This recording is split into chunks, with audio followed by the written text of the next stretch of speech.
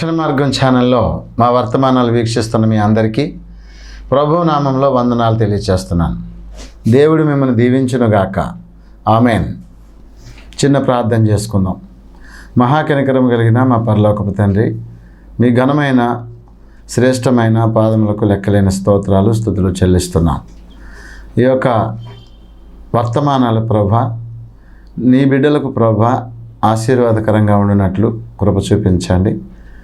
వాక్యమును విని వాక్యానుసారంగా జీవించడానికి కృప దయచేయమని మా ప్రభువును మీ ప్రియకుమారుడైన క్రీస్తు నామములో అడిగి వేడుకుంటున్నాము తండ్రి.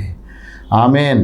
ప్రియమైన దేవుని పిల్లలారా, ఈ వీడియోకి సహకరించిన వారు దంగేటి ప్రీతి ఆనంద్ బాబు గారు, పాలూరు నుండి సేవకులు ఈ యొక్క వీడియో కార్యక్రమానికి స్పాన్సర్ చేశారు.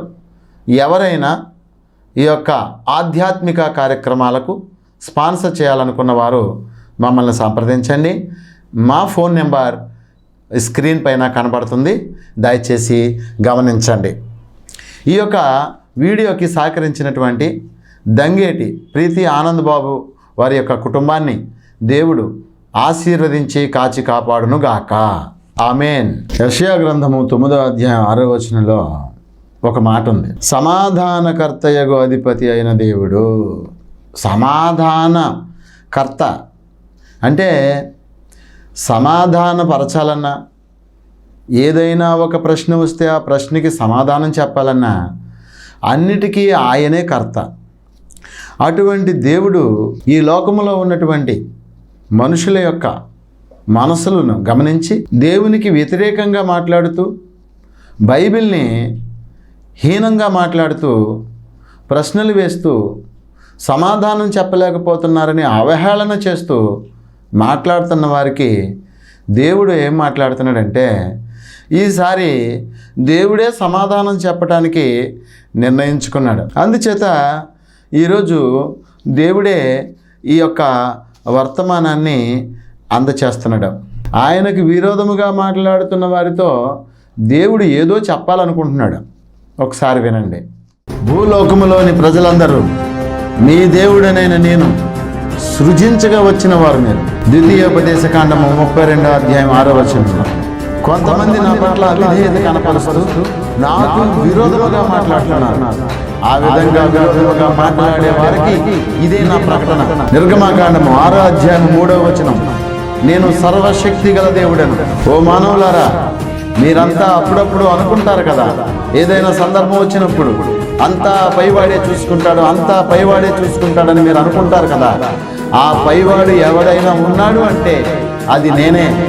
కొలసి 3వ అధ్యాయము 6వ వచనంలో నా పట్ల అవిధేయులుగా ఉన్న వారి మీద నా ఉగ్రత బహుభయంకరంగా ఉండబోతుంది అని నేను రాయించాను. ఒక్కసారి చూసుకోండి. ద్వితీయోపదేశకాండము 10వ అధ్యాయము 14వ వచనములో ఆకాశములు కానీ మహాకాశములు కానీ భూమి కానీ భూమిలో ఉన్నదంతయు అది నాదే, నేనే సృజించాను. సర్వము సృజించిన వాడిని నేను, సర్వశక్తిమంతుడిని నేను. 2వ దినవృత్తాంతములు 2వ అధ్యాయము 6వ వచనములో ఒక్కసారి చూసుకోండి. అందులో ఏముందో, ఆకాశ మహాకాశములు సైతము నన్ను పట్టజాలవు, అంత మహోన్నతమైన దేవుడిని నేను. నా ఆకారాన్ని ఈ లోకంలో ఏ నరుడు చూడలేడు. యెషయా గ్రంథము 44వ అధ్యాయం 24వ వచనం ప్రకారము నేను సమస్తము జరిగించువాడను. ఈ సమస్త సృష్టిని జరిగించి సమస్త మానవులను సృష్టింపచేస్తూ మరణింపచేస్తూ భూమి మీద జరుగుతున్న ప్రతి ఒక్క కార్యము నేనే జరిగిస్తున్నాను. ద్వితీయోపదేశకాండము 32వ అధ్యాయము 39వ వచనం ప్రకారము అందులో ఏముందో చూసుకోండి. నేనే దేవుడను, మృతునందించువాడను, బ్రతికించువాడను నేనే గాయపరచువాడను, నేనే స్వస్థపరచువాడను, నా చేతిలో నుంచి విడిపించువాడు ఎవడును లేడు. మీరు అందరూ, సమస్త మానవులందరూ కూడా నా చేతిలో ఉన్నారు, నా చేతిలో, నా కనుసన్నలలో ఉన్నారు మీరు. నేను మీకు ఏదైనా ఇవ్వాలి అంటే నేను ఇవ్వాలి, మీ దగ్గర నుంచి ఏదైనా తీసివేయాలనేది నేను తీసివేయాలి. రోమాపత్రిక 9వ అధ్యాయం 20వ వచనంలో ఇంత గొప్ప దేవుడినైనా నాకు ఎదురు చెప్పడానికి నువ్వెవడవు అసలు? ఏ ప్రాంతం వాడైనా సరే, ఏ రాష్ట్రం వాడైనా సరే, ఏ దేశం వాడైనా సరే, సమస్త భూగోళాన్ని సృష్టించిన నేను. ఈ సమస్త భూగోళం మీద ఎన్ని దేశాలు అయితే ఉన్నాయో అన్ని దేశాలు నేనే సృజించాను. సమస్తము సృజించిన వాడిని నేను. ప్రసంగి 5వ అధ్యాయం 6వ వచనం, ఈ లోకములో ఎవరైతే నన్ను ఎదిరించి నేను ఈ భూలోకానికి అందించినటువంటి ఈ బైబిల్ గ్రంథాన్ని విమర్శిస్తూ అందులో ఉన్నటువంటి మాటలు అర్థం కాక వక్రీకరిస్తూ సమాజాన్ని మభ్యపెడుతూ మీ ఇష్టం వచ్చినట్లుగా, మీ మనసు కనిపించినట్లుగా, మీకు తోచినట్లుగా మాట్లాడుతున్నారు. అలా మాట్లాడి కోరి కోరి ప్రమాదాన్ని కొని తెచ్చుకుంటున్నారు.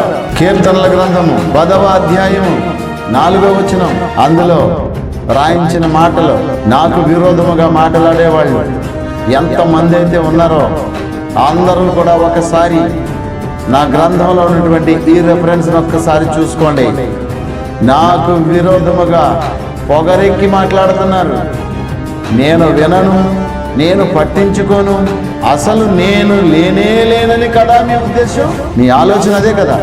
నేను చూడట్లేదు అనుకుంటున్నారు, నేను పట్టించుకోవట్లేదు అనుకుంటున్నారు, పొగరెక్కి మాట్లాడుతున్నారు. మీ పొగరు దించేస్తాను. మీకు పొగరు దించే రోజు దగ్గర పడింది. నిర్గమాకాండం 3వ అధ్యాయం 14వ వచనం, నేను ఉన్నాను, నేను ఉంటాను, నేను ఉంటూనే ఉంటాను, నాకు అంతము లేదు. ప్రకటన గ్రంథం 21వ అధ్యాయము 6వ వచనం, ఈ సర్వ సృష్టికి ఆది నేనే, ఈ సర్వ సృష్టికి అంతాన్ని కూడా నేనే. సృష్టికి ముందే నేనున్నాను. సృష్టికి ముందే నేను ఉన్నాను కాబట్టి, సృష్టిని చేసిన వాడిని నేనే కాబట్టి, సృష్టిని అంతము చేయాలన్నా నేనే అంతము చేయాలి. యెషయా గ్రంథము 43వ అధ్యాయము 10వ వచనం, నాకు ముందు ఏ దేవుడును లేడు, నా తర్వాత ఏ దేవుడు కూడా లేడు.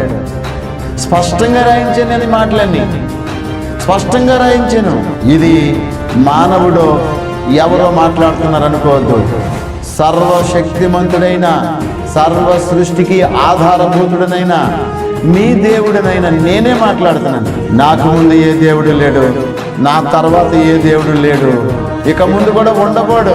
యోహాను సువార్త 5వ అధ్యాయము 37వ వచనము, ఏ కాలములోనైనను ఏ నరుడైనను నన్ను చూడలేదు, నా స్వరము వినలేదు. నిర్గమాకాండము 33వ అధ్యాయం 20వ వచనం, ఏ నరుడు నన్ను చూసి బ్రతకడు. మీ భౌతిక నేత్రాలతో నన్ను చూడాలనుకుంటున్నారేమో, అది మీ వల్ల కాదు. నన్ను చూసిన తక్షణమే మనిషి బ్రతకడానికి అవకాశమే లేదు. నేను కనబడడం లేదు కదా అని మీ నోటికి వచ్చినట్టుగా వదరబోతుల వలె వదులుతున్నారు. నా గ్రంథంలో ఉన్నటువంటి మాటలను మీరు వక్రీకరించి చాలా పెద్ద తప్పు, మహాపాపము చేస్తున్నారు. కీర్తనల గ్రంథం 14వ అధ్యాయము 1వ వచనములో, దేవుడనైనా నేను లేను అనుకునే ప్రతి ఒక్కడికి బుద్ధి లేదు. బుద్ధుంటే మీరు నాతో పెట్టుకోరు.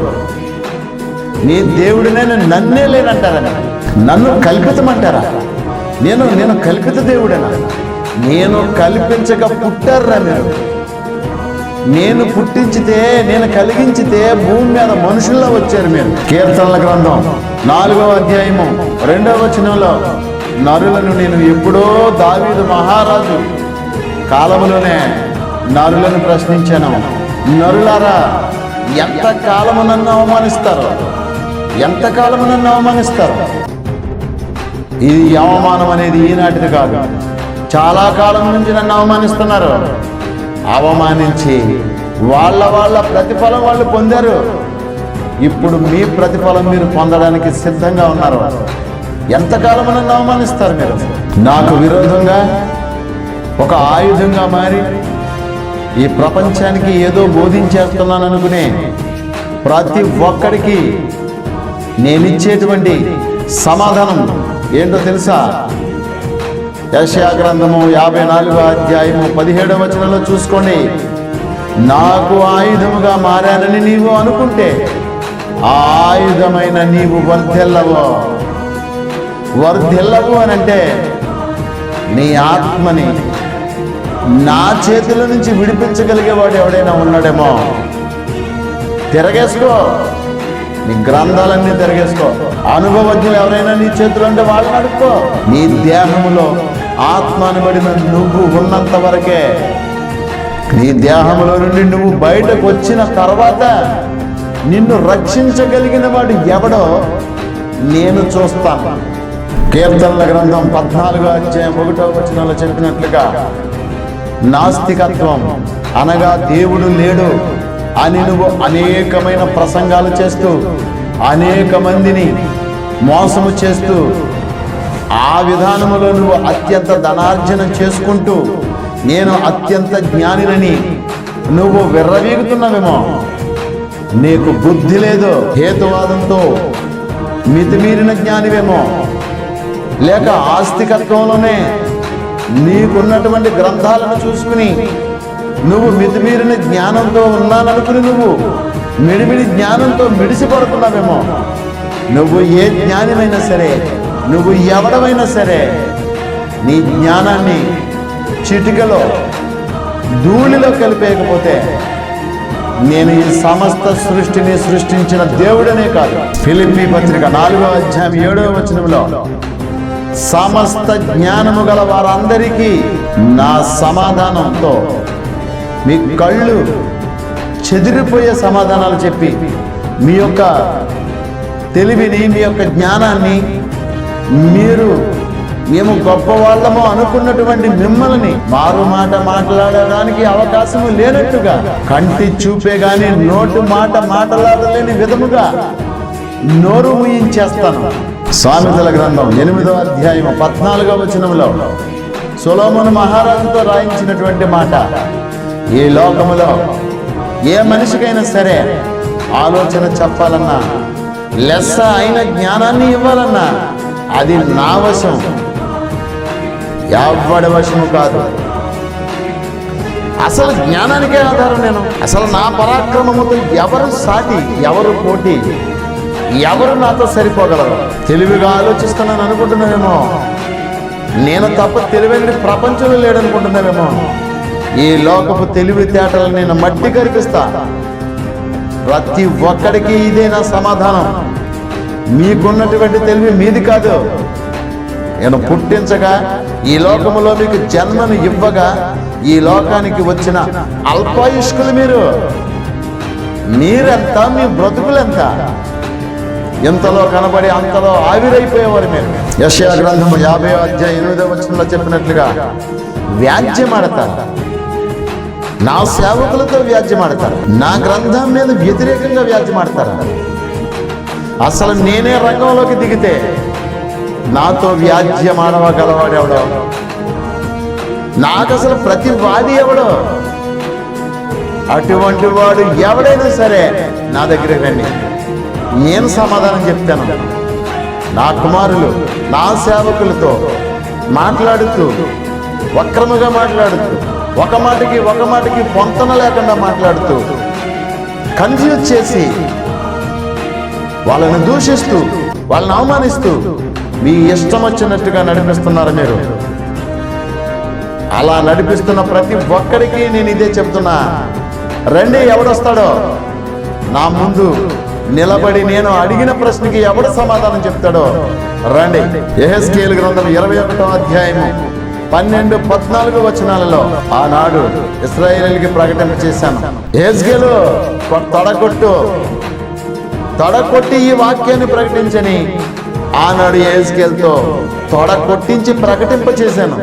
ఈ లోకములో ఇంతకు ముందే నా సేవకుడు ఒకడు ఈ లోకంలో తొడకొట్టి ప్రకటించాడు. కానీ ఇప్పుడు నేను డైరెక్ట్గా అడుగుతున్నాను మిమ్మల్ని, ఎవరైనా సరే రండి. ఎటువంటి ఎంతటి గ్రంథాలైనా తెచ్చుకోండి, ఎంతమంది మేధావులైనా తెచ్చుకోండి, ఒక్క సమాధానం చెప్పగలరేమో చూస్తాను. నేనే పిలుస్తున్నాను ఈసారి డైరెక్ట్గా. మీ దేవుడినైనా నేను పిలుస్తున్నాను. మీలాంటి వాళ్ళని చూసి, మీలాగా తిరగబడే రకాలను చూసి నేను ఆనాడు యెషయాతోనే అన్నాను, ఆకాశమా ఆలకించు, భూమి చెవియొగ్గు, నేను పిల్లలను కని అన్నాను, వీళ్ళు నా మీద తిరగబడి ఉన్నారు అని యెషయాతో మాట్లాడాను నేను. ఆ తిరగబడేటువంటి లక్షణాలు ఉన్నటువంటి వాళ్ళు ఈనాటికి కనబడుతున్నారు.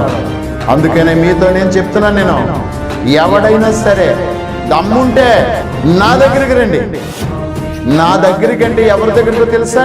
వాక్యమే శరీరధారిగా ఈ లోకములో 30 సంవత్సరాలు తల్లిదండ్రుల నీడలో ఉండి 3.5 సంవత్సరాలు దేవునికి సేవ చేసి సకల మానవాళి నిమిత్తము ఈ లోకములో సిలువలో రక్తము కార్చి సకల మానవాళికి పాప క్షమాపణ దయచేసి పరలోకమునకెళ్ళి తండ్రి కుడి పార్శ్వమున కూర్చున్నాను. నేను వాక్య రూపములో ప్రతి ఒక్క క్రైస్తవుడి చేతిలో బైబిల్ రూపంలో ఉన్నాను. నేను ఆ దేవుడిని పిలుస్తున్నా, ఆ దేవుడినైనా నేనే పిలుస్తున్నాను. మిమ్మల్ని మానవుడి కాదు పిలిచేది, నే దేవుడినైనా నేనే పిలుస్తున్నాను. ఈ వీడియో ఎవరైతే వింటారో, నాకు వ్యతిరేకంగా ఎవరైతే ఉన్నారో, ఈ వీడియో చూసినప్పుడు ఎస్ ఈ వీడియో ఈ దేవుడు నన్నే ప్రశ్నిస్తున్నాడు, నన్నే రమ్మంటున్నాడు, వాదనకి నన్నే డిబేట్కి రమ్మంటున్నాడు అనేటువంటి ఆలోచన కలిగి రండి.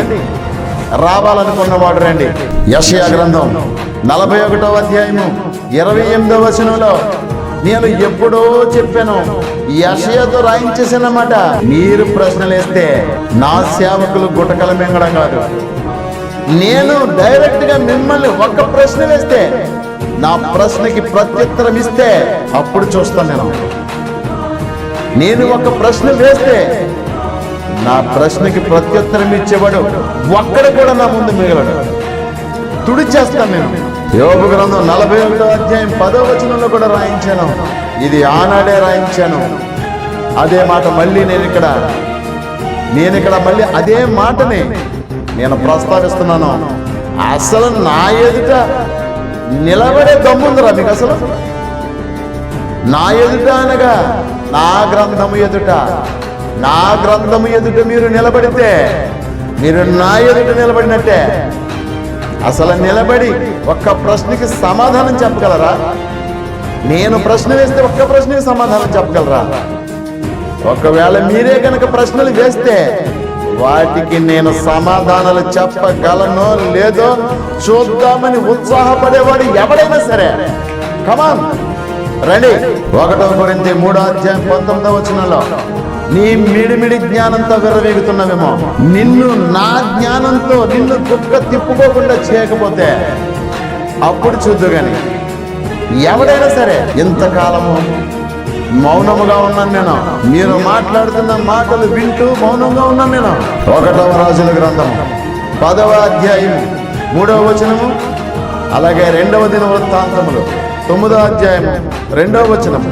సమూయేలు జీవించిన కాలంలో ఆనాడు శాపదేశపు రాణి సొలొమోనుని ఎన్నో ప్రశ్నలు వేసింది. అన్నిటికీ తడుపుకోకుండా నా కుమారుడు సమాధానం చెప్పాడు. ఈనాడు ఈ కుమారుడిని ఎన్నుకున్నాను. రండిరా, ఎవడొస్తాడో మీకు సమాధానము చెప్పడానికి. మీరు ఎన్ని ప్రశ్నలు అయితే వేస్తారో అన్ని ప్రశ్నలకి సమాధానం చెప్పడానికి నా కుమారుడు రెడీగా ఉన్నాడు. ఎందుకంటే నేను డైరెక్ట్గా మాట్లాడితే మీరు బ్రతకలేరు, నన్ను డైరెక్ట్గా చూస్తే మీరు బ్రతకలేరు, చచ్చిపోతారా.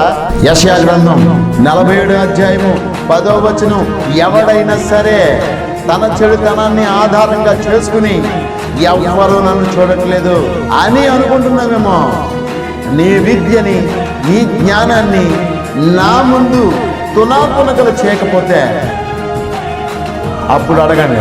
మీ బ్రతుకులు చెడు బ్రతుకుతూ మీ యొక్క లోక జ్ఞానాన్ని ఆధారంగా చేసుకుని దైవ గ్రంథము జ్ఞాన గ్రంథము అయినటువంటి నా గ్రంథాన్ని తృణీకరిస్తారా? ఇర్మియా గ్రంథం 16వ అధ్యాయము 21వ వచనంలో మాట్లాడాను నేను. రండిరా, నా పవర్ ఏంటో చూపిస్తాను మీకు. ఎంతవరకు సరైనడు దొరకలేదు మీకు.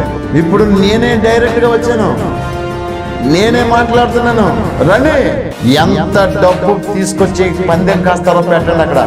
నా కుమారుడి ద్వారా నేను వివరణిస్తాను. ఎవడైనా సరే రండి. నేనిచ్చే సమాధానాలకి మీ అరికాళ్లలో అరచేతుల్లో చెమటలు పట్టించి మీరు ఇంతకు ముందు కాసిన పందాలు ఏవైతే ఉన్నాయో ఆ డబ్బంతా అక్కడ పెట్టించి పంపించి నా దైవత్వం ఏంటో నేను నిరూపించుకోకపోతే అప్పుడు అడగండి. మీరు ఇప్పటి వరకు మాట్లాడినటువంటి మాటలన్నీ కూడా ఎవరు మాట్లాడారనుకుంటున్నారు? మీ దేవుడనైనా నేనే మాట్లాడాను, నేనే ఛాలెంజ్ విసిరాను. ఎవడైనా ఢీ కొనాలంటే నన్ను ఢీ కొనండి. నా కుమారులు నా సేవకులను కాదు, ఇప్పుడు నేనే డైరెక్ట్గా వచ్చాను. వచ్చేయండి, డైరెక్ట్గా నా గ్రంథం దగ్గరికి మీరు వచ్చేయండి. నేను నా కుమారుని ఏర్పాటు చేసుకున్నాను, నా గ్రంథంలో నుంచి నేను మాట్లాడతాను. కాకపోతే నా గ్రంథము మీతో మాటలాడదు కాబట్టి, మాటలాడేటువంటి శక్తి దానికి లేదు కాబట్టి ఆ కుమారుని స్వరము ద్వారా నేను మాట్లాడతాను. ఎవడైనా సరే వచ్చి ఇంతకు ముందు కాసినటువంటి పందాలన్నీ కూడా తెచ్చేయండి, అన్నీ తెచ్చేయండి. నేను లేననుకున్నారా? నేను చూడననుకున్నారా? ఇంత సర్వ సృష్టి దానంతటా అదే కలిగిందా? ఎవడ్రా చెప్పింది? ఎవడ్రా చెప్పింది? తాజ్మహల్ కట్టారు, తాజ్మహల్ కట్టిన వాడు ఇప్పుడు లేడని, తాజ్మహల్ ఎవరూ కట్టలేదు, దానంతటా అదే ఉందని ఎవడైనా అంటే ఒప్పుకుంటావా నువ్వు? ఒప్పుకో కదా. అలాగే ఈ సర్వ సృష్టి, ఈ సమస్తమైనటువంటి భూమి, ఆకాశము, సూర్య చంద్ర నక్షత్రాదులు సమస్తాన్ని సృష్టించి వాటిని అంతటిని నియంత్రిస్తున్న వాడిని నేను ఒక్క క్షణము మర్చిపోతే మిమ్మల్ని అసలు అడ్రస్ లేకుండా పోతారు మీరు. నేనే దేవుడను, నేనే యెహోవాను. యెహోవా అంటే అర్థము తెలుసా? యెహోవా అంటే ఉండేవాడిని, నేను ఉన్నవాడిని అని రాయించాను నిర్గమకాండంలో. ఉన్నవాడిని, అప్పుడు ఇప్పుడు ఎప్పుడు ఉండేవాడిని. నాకు ఆది లేదు, అంతము లేదు. మీరు అప్పుడప్పుడు అనుకుంటారు కదా, మీకు డిబేట్లు కావాలని అడుగుతున్నారు కదా. ఇప్పుడు నేనే డైరెక్ట్గా డిబేట్ మాట్లాడతానని చెప్తున్నాను. నేను ఎవడొస్తాడు రండి, మహా సరదా పడిపోతున్నారు కదా డిబేట్లు చేద్దామని, ముచ్చట పడిపోతున్నారు కదా. ఈ భారతదేశంలో ఏ మూల నుంచైనా సరే, ఏ రాష్ట్రం నుంచైనా సరే, ఎక్కడి నుంచైనా సరే రండ్రా, నేను మాట్లాడడానికి సిద్ధంగా ఉన్నాను. నా సేవకుల్ని హింసించడం కాదు, నాతో పెట్టుకున్నారు మీరు. ఏ మూల నుండి వస్తారో రండ్రా మీరు.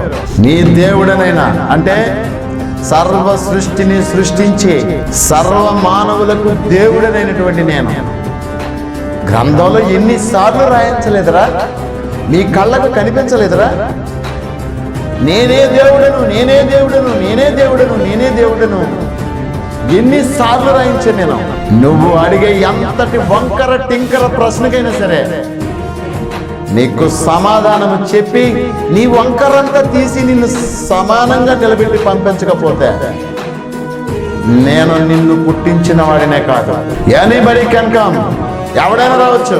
ఈ వీడియో చూసి ఇది నా కుమారుడు మాట్లాడాడు, తన గొప్ప కోసం మాట్లాడాడు అనుకుంటే మీరు తప్పుగా ఆలోచించినట్టు. నేను నా కుమారుని ఎన్నుకున్నాను అంతవరకు.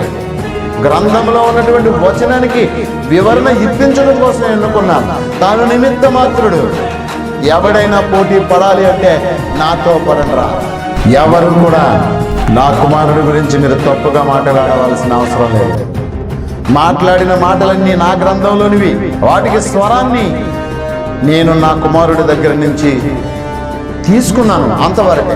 మీరు ఎదుర్కోవాలన్నా, పోటీ పడాలన్నా డైరెక్ట్గా ఎదుర్కోండి, కామెంట్లతో కాదు. ఇంకా మారుతారు, ఇంకా మారుతారు, ఇంకా అర్థం చేసుకుంటారని నేను కృపాకాలాన్ని మీకు అనుగ్రహించాను. నా యొక్క మంచితనం మీకు అర్థం కావట్లేదు, నా ప్రేమ మీకు అర్థం కావట్లేదు, నన్ను మీరు అర్థం చేసుకోవట్లేదు. పైగా నా గ్రంథంలో ఉన్నటువంటి వచనాలను తీసుకోవడం, ఎక్కడో ఏదో ఒక వచనం తీసుకోవడం, ఆ వచనం నీకు అర్థం కానప్పుడు అర్థం కానట్టుగా ఉండు. అంతేగాని దాని మీద 100 ప్రశ్నలు వేస్తూ, అర్థం లేనటువంటి ప్రశ్నలు వేస్తూ, నా సేవకులను హింసిస్తూ, అవమానిస్తూ ఆదాయ మార్గాన్ని ఎంచుకున్నావా? ఇంతకు మించి ఆదాయ మార్గం ఇంకేమీ లేదా? ఏదో 4 కాంట్రవర్సీ మాటలు మాట్లాడేస్తే ఈ ప్రపంచంలో నువ్వు గొప్పడువా? ఏదో ఎదుటివాడు ఏదో సమాధానం చెప్పలేనటువంటి వచనాన్ని ఒకటి తీసుకొని దాన్ని వినిపించేసి దీనికి సమాధానం చెప్తే ఎంత ఇస్తాం అంత ఇస్తాం ఎంత ఇస్తాం అని చెప్పి వ్యూస్, లైక్స్, ఇన్కమ్ దీన్ని బేస్ చేసుకుని సజీవుడనైనటువంటి దేవుడనైన నాతోటి మీరు ఆటలాడుకుంటున్నారు, ముప్పు కొని తెచ్చుకుంటున్నారు. నీకు ఇదే చెబుతున్నా, ఎవరు వస్తారో డిబేట్కి నాతో రండి, నాతో డిబేట్ చేయండి. మీరు ఇప్పటి వరకు తీసుకున్నటువంటి ప్రశ్నలు పుస్తకాల మీద రాసుకున్నారు కదా, ఆ రాసుకున్న ప్రశ్నలు అన్నీ ఎన్ని పేపర్లు ఉన్నాయో, ఎన్ని కట్టలుగా ఎన్ని ప్రశ్నలు రాసుకుని కూర్చున్నారో అన్ని పుచ్చుకుని వచ్చేయండి. సమాధానం చెప్పడానికి నేను రెడీ. మీరు రెడీనా? ఓకే, ఇదే నా ప్రేమపూర్వక ఆహ్వానం. పోటీ పడే ఆలోచన ఉన్నవారు ఎవరైనా సరే రావచ్చు. స్వరము మాత్రమే నాది. సమాధానాలు గాని, హేతుబద్ధతకు దగ్గరగా ఉండేటువంటి వివరణ గాని అంతా దేవునిదే. నేను నిమిత్త మాత్రుడను. మీరెవరు నన్ను మీరు అపార్థం చేసుకునే అవసరం లేదు, నన్ను దూషించిన అవసరమూ లేదు. ఎందుకంటే ఇంతవరకు మాట్లాడింది దేవుడే.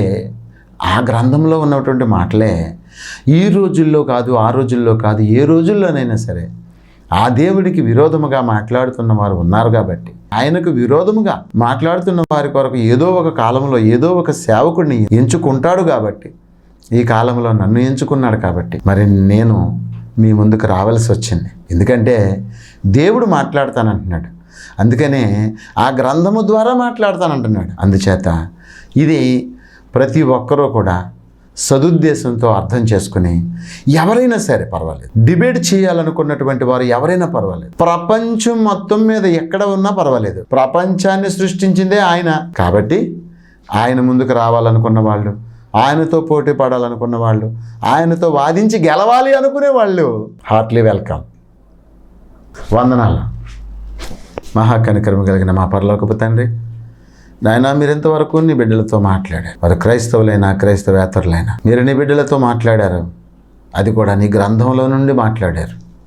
నీ బిడ్డలు నీ మాటలు గ్రహించి నాయన నీతో వాదన పెట్టుకుని మాట్లాడడానికి సిద్ధపడిన వారు రావడానికి కృప చూపించమని, డిబేట్ చేయడానికి కృప చూపించి మీ కుమారుడును మా ప్రభువునైనా యేసుక్రీస్తు నామమును బట్టి మిక్కిలి బ్రతిమలాడి వేడుకొనుచున్నాం తండ్రి. ఆమెన్. వందనములు.